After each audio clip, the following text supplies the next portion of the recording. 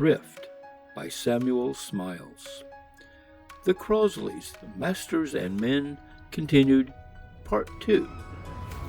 One of the most promising of cooperative undertakings established by employers for the benefit of their workpeople was that of the Messrs. Briggs and Son of Whitwood Collieries near Wakefield.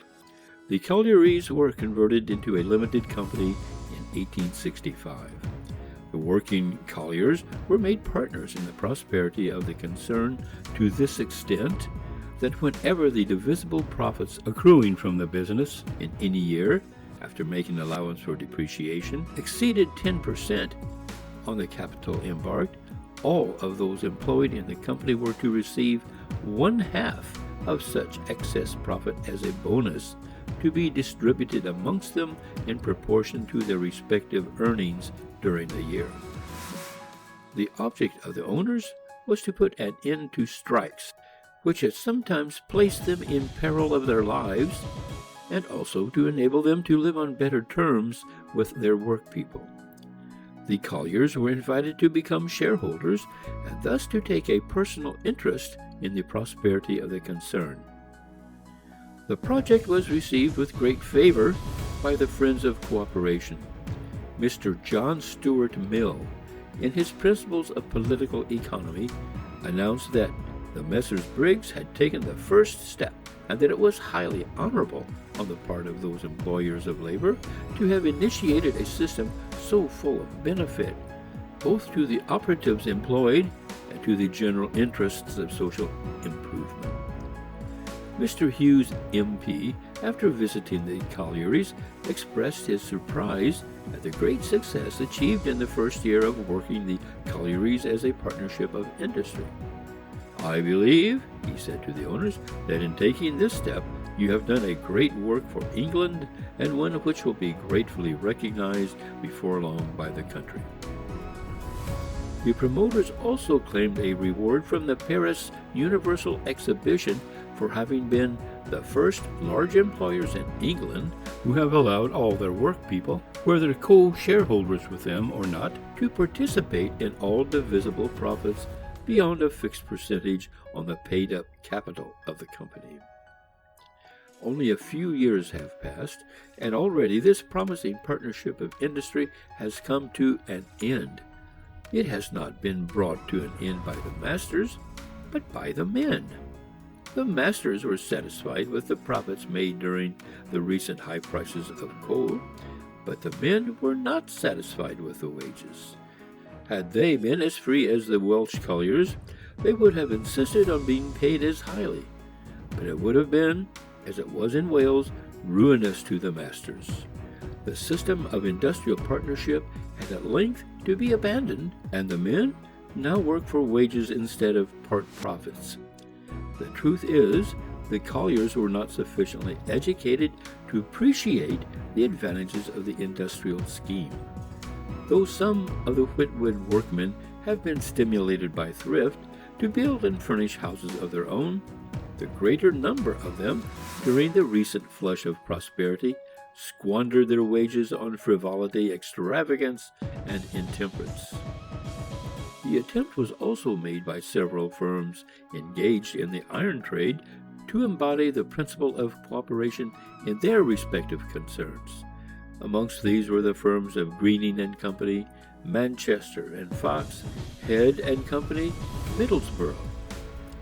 The experiments were to a certain extent brought to an end by the greed or laziness of the colliers, who have for a time destroyed the prosperity of the iron trade.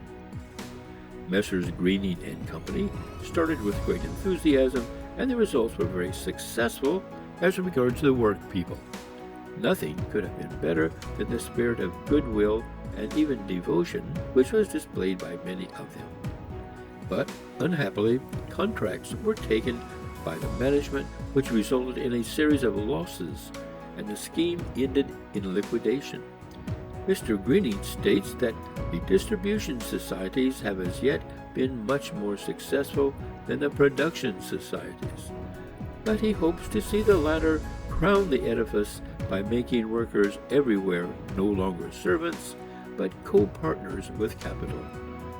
The firm of Fox, Head and Company also admitted their workmen to a partnership of profits. They had for some time been much annoyed by strikes. Their works had stood idle for about a fourth of the whole time that had elapsed since their commencement.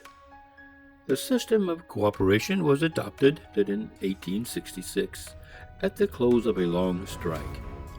One of the conditions of the scheme was that Fox, Head and Company should not be members of any association of employers and that the workmen should not be members of any trade union. The original intention was to pay the workmen a bonus according to profits.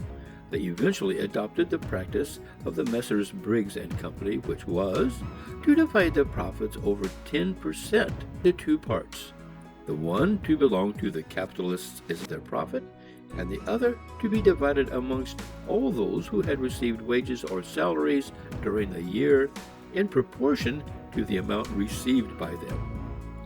An opportunity was also afforded to the workmen of depositing their savings with the firm. But as there was only one instance during 3 years of a workman applying to invest his savings, the clause was withdrawn. In consequence of the depressed state of the iron trade, there were no profits to be divided during the first 2 years. The men were, however, paid the current rate of wages and were saved the expenses of union levies. The cooperative store, which had been founded by the workmen, was in a very prosperous condition. In the third year of the cooperative scheme, a bonus of 2.5% was divided between the employers and the employed. The workmen also received an advance of 5% in wages.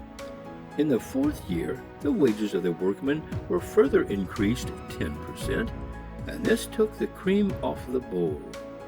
However, a bonus of 4% was paid on the wages and salaries received by the employees during that year. At the meeting held to communicate the result of the year's business, Mr. Head said, quote, "There may be some who think the tendency of our policy has been too sentimental. I don't believe in doing business on sentimental principles. But I contend that mere money-making is not the sole end of existence. We have been associated with many of you for several years, and we cannot help feeling a considerable interest in you. After all, life is not so very long.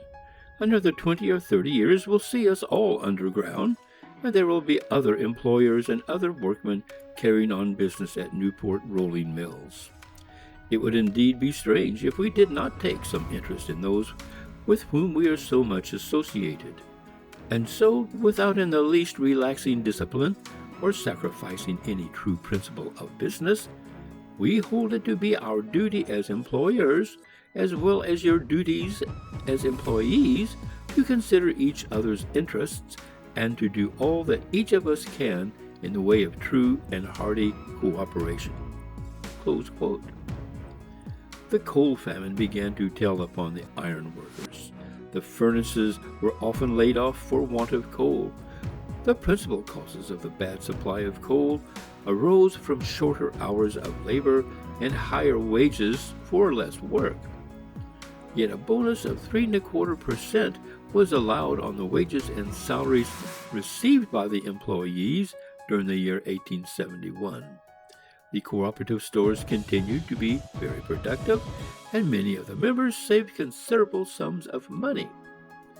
In the next year, a bonus of 3.5% was divided. But difficulties were in store. The coal famine continued. The employers of labor held meetings to resist the successive advances of wages and to counteract the operations of the trades unions. Mr. Head strongly urged the men to hold together. "Cease to be deluded," he said, "by those trade unions.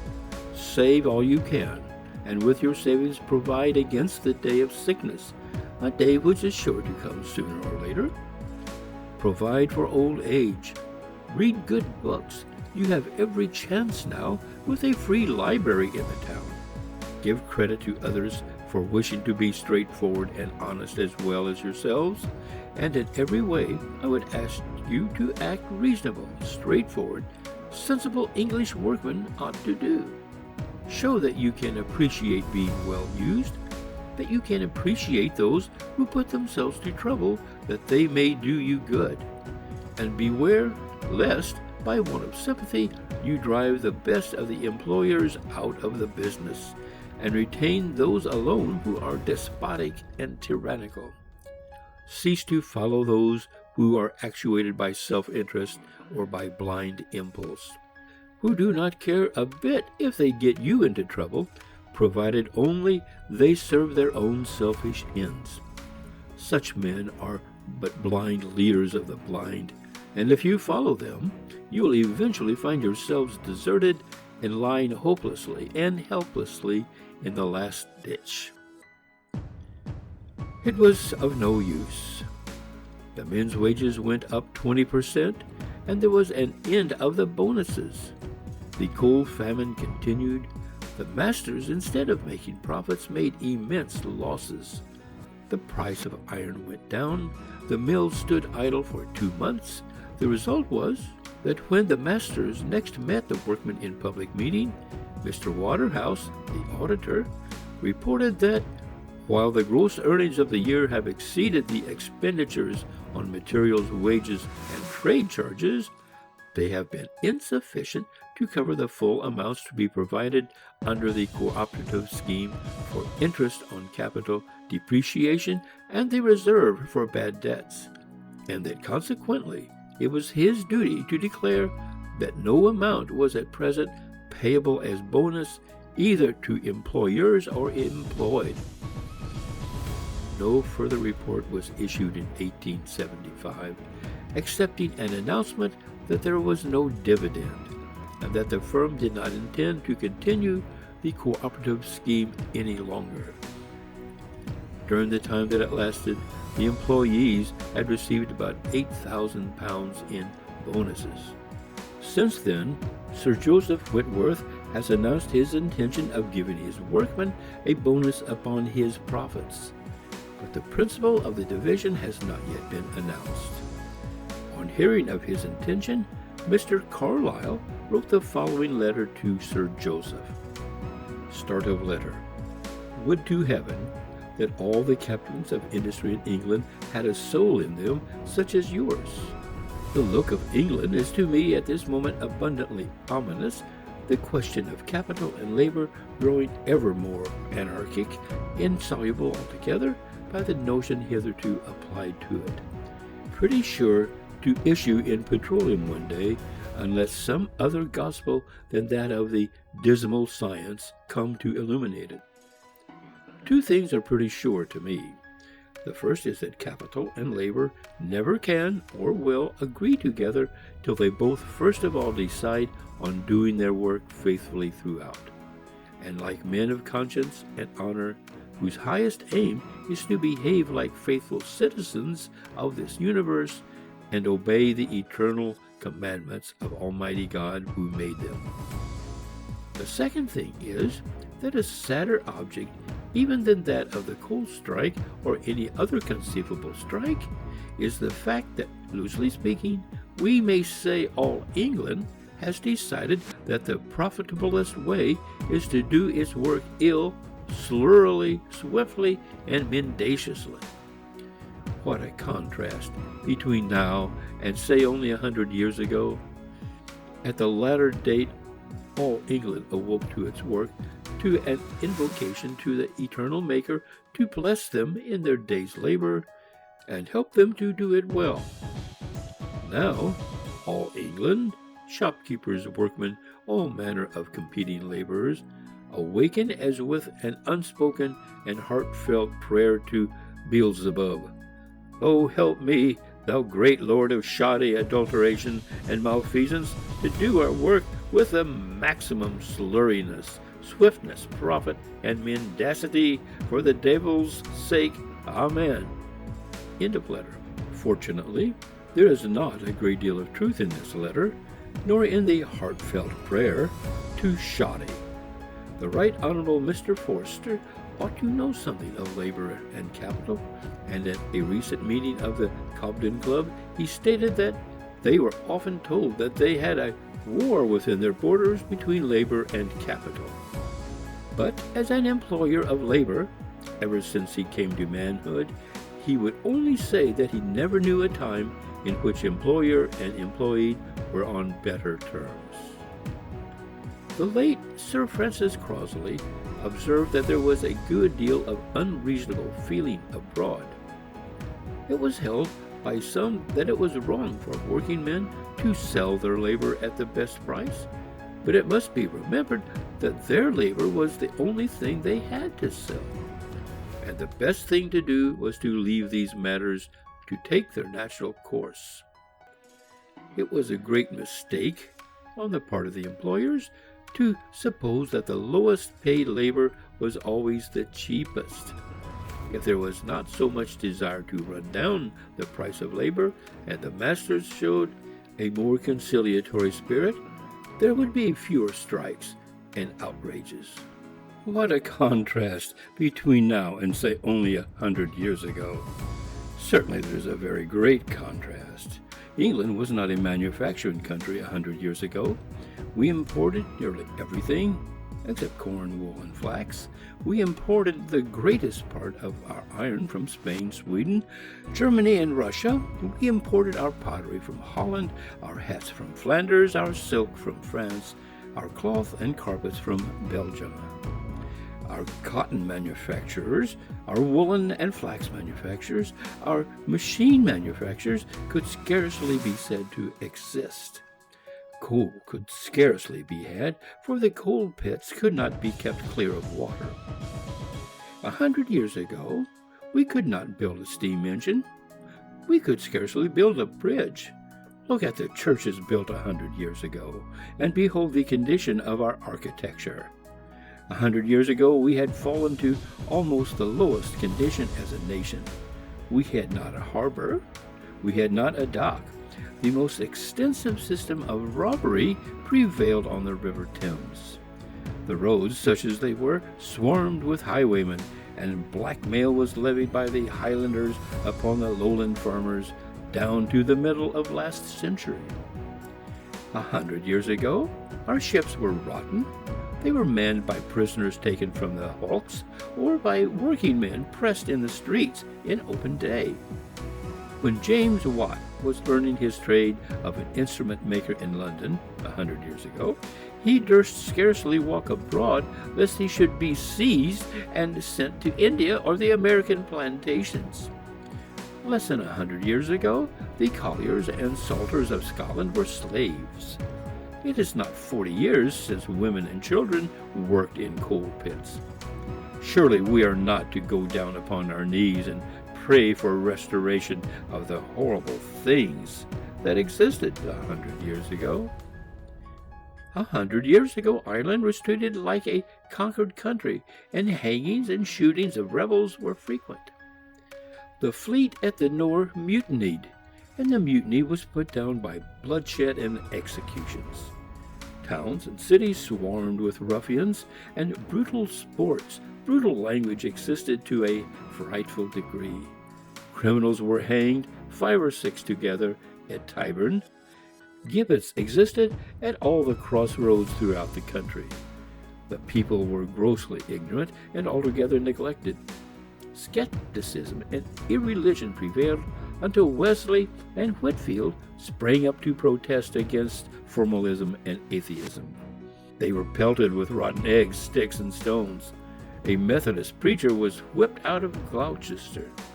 100 years ago, literature was at a very low ebb. The press was in a miserable state. William Whitehead was poet laureate. Who knows of him now? Gibbon had not written his Decline and Fall.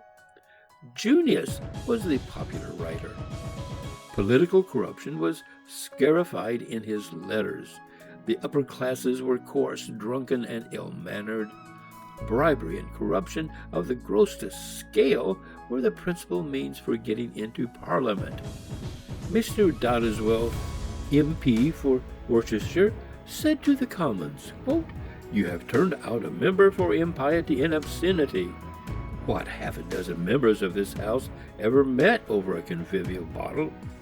That their discourse is entirely free from obscenity, impiety, or abuse of government? Though drunkenness is bad enough now, it was infinitely worse 100 years ago. The publican signboards announced, "You may here get drunk for a penny, dead drunk for tuppence, and have clean straw for nothing." Drunkenness was considered a manly vice.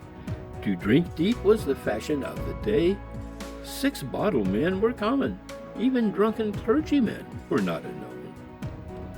What were the popular amusements of the people 100 years ago?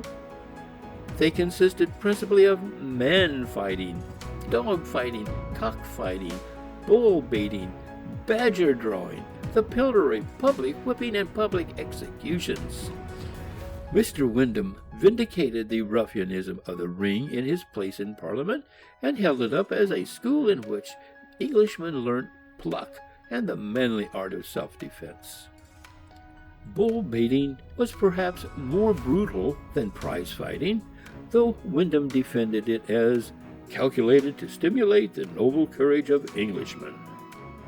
The bull was secured to a stake in the marketplace, or the bull ring. The name still survives in many towns, and there the animal was baited by the rabble dogs of the neighborhood. Can one scarcely imagine the savageness of the sport, the animal mutilations, the imprecations of ruffians worse than brutes, the ferociousness and drunkenness, the blasphemy and unspeakable horrors of the exhibition? The public mind of this day absolutely revolts at such brutality. Yet, less than 100 years ago, on the 24th of May, 1802, a bill for the abolition of bull baiting was lost in the House of Commons by 64 to 51. Mr. Wyndham contending that horse racing and hunting were more cruel than bull baiting or prize fighting. The pillory was one of our time-honored institutions 50 years ago, and men and women used to be placed there for offenses such as a wise legislature would have endeavored to conceal from public consideration. The horrid scenes which then took place when men, women, and children collected in crowds to pelt the offenders with missiles were so disgusting that they cannot be described. Not more seemly were the public whippings than administered to women in common with the coarsest male offenders. The public abominations and obscenities of the good old times would almost have disgraced the days of Nero. But bull baiting, cockfighting, and other ferocious amusements have now departed. Even the village stocks have rotted out. Drunkenness has become disreputable. The good old times have departed, we hope never to return. The laborer now has other resources besides the public house. There are exhibitions and people's parks, steamboats and railways, reading rooms and coffee rooms, museums, gardens, and cheap concerts. In place of the disgusting old amusements, there has come a healthier, sounder life, greater enlightenment, more general sobriety, and a humaner spirit. We have, in 100 years, outgrown many of our savage tendencies. We are not less brave as a people, though less brutal. We are quite as manly, though much less gross. Manners are more refined, yet as a people we have not lost our pluck, energy, and endurance. We respect ourselves more, and as a nation we have become more respected. We now think with shame of the manners of 100 years ago. The achievements of which England has most reason to be proud have been accomplished during the last 100 years. English slaves have become emancipated, both at home and abroad. Impressment has been done away with. Parliamentary representation has been conferred upon all classes of the people. The corn laws have been abolished. Free trade has been established. Our ports are now open to the whole world. And then, see what our inventors have accomplished. James Watt invented the steam engine, which in a few years created a large number of new industries and gave employment to immense numbers of people. Henry Court invented the puddling process and enabled England to rely upon its own stores of iron instead of depending upon foreign and perhaps hostile countries. All the docks and harbors around the English coast have been formed during the present century. The steamboat, the railway, and the telegraph have only been invented and applied during the last 50 years. With respect to the charge made against the English workman as to the slurriness, swiftness, and mendacity of his work, it is simply impossible that this should be so. Our ports are free and open to the world, and if Frenchmen, Germans, Belgians, or Americans could execute better work than Englishmen, we should not only cease to export, but also lose our home trade. The foreigner is now free to undersell us, if he can, in our own markets. It was in the perfect confidence that Englishmen were the best and most honest workers in the world that free trade was established. Should we ever become a shoddy manufacturing people, free trade will probably be abolished, and we shall then impose prohibitory duties upon foreign manufacturers. But is it not the fact that every year sees an increase in the exports of British goods? That English workmanship is not considered the worst, but the best in the general markets of the world?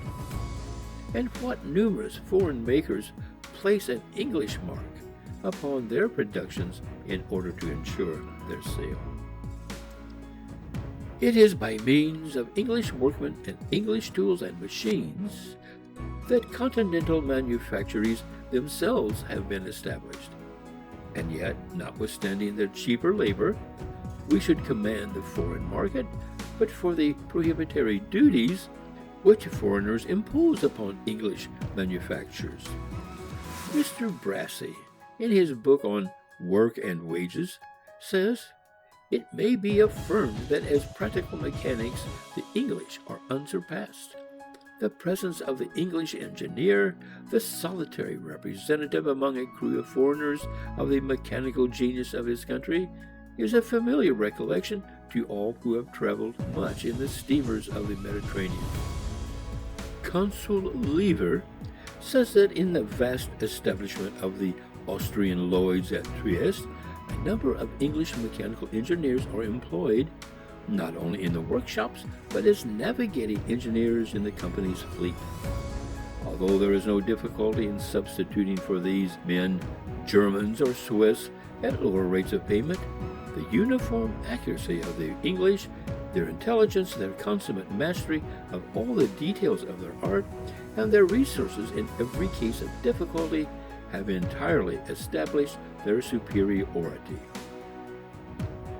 The English are also the best miners, the best tool makers, the best instrument makers, the best navies, the best shipbuilders, the best spinners and weavers. Mr. Brassey says that during the construction of the Paris and Rouen Railway, the Frenchmen, Irishmen, and Englishmen were employed side by side. In the same quarry at Bornières, the Frenchman received 3 francs, the Irishman 4, and the Englishman 6. And the last was found to be the most advantageous workman of the 3. The superiority of the British workman overseas of other nations was equally remarkable whenever there was an opportunity of employing him side by side with them. There is no doubt about the swiftness of English workmanship, but this is one of the merits of English mechanism. Monsieur Jules Simon observes that heretofore the manual laborer has been an intelligent force, but by means of machinery he is converted into an intelligent director of force. It is by the speed of the English machinery and the intelligent quickness of the workman that his master makes a profit, and himself such high wages as compared with continental workmen. In France, one person is employed to mine 14 spindles. In Russia, about 1 to 28. In Prussia, 1 to 37. And in Great Britain, 1 to 74 spindles. It is by means of the swiftness of our machinery that we are enabled to bring cotton from India, manufacture it in Manchester, return the manufactured article to the place from which it was taken, and sell it at a lower price than that native-made calico. Mr. Chadwick mentions the following case. Quote, a lady, the wife of an eminent cotton manufacturer, went to him one day rejoicing with a fine piece of muslin as the produce of India, which she had bought in London, and showing it to him said, if he produced a fabric like that, he would really be doing something meritorious in textile art.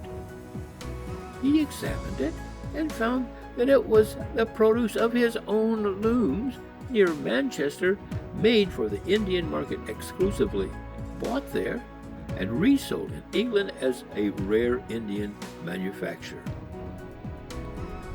An annual report is furnished to the government by our Foreign Council with reference to the character and condition of the working classes in most parts of the civilized world. Mr. Walter, M.P., in a recent address to an assembly of workmen, referred to one of these reports. He said, there is one remark in particular that occurs with lamentable frequency throughout the report, that, with few exceptions, the foreign workman does not appear to take pride in his work, nor, to use a significant expression, to put his character into it. A remarkable instance of this is mentioned of a country which generally constitutes an honorable exception to this unhappy rule. Switzerland is a country famous for its education and its watches. Yet the following passage from the report will show that neither knowledge nor skill will suffice without the exercise of that higher quality on which I have been dwelling. As a rule, it says, Swiss workmen are competent in their several trades and take an interest in their work. For, thanks to their superior education, they fully appreciate the pecuniary advantages to their masters and indirectly to themselves of adhering strictly to this course. A striking instance of the impolicy of acting otherwise has lately happened at St. Imier in the Bernese Jura and produced a deep impression. In this district, for some years past, a great falling off in the quality of the watches manufactured has taken place, owing to the inhabitants finding it much more profitable to increase the production at the cost of the workmanship than to abide by the old rules of the trade. They prospered beyond all expectation for a considerable time, but finally their watches got such a bad name that they became unsaleable, and the result is a general bankruptcy of nearly all the watchmakers of this particular district. One thing, however, remains to be said of foreign workmen generally. Although they do not work so hard as the English, they take much better care of their earnings. They are exceedingly frugal and economical. Frenchmen are much soberer than Englishmen and much better mannered.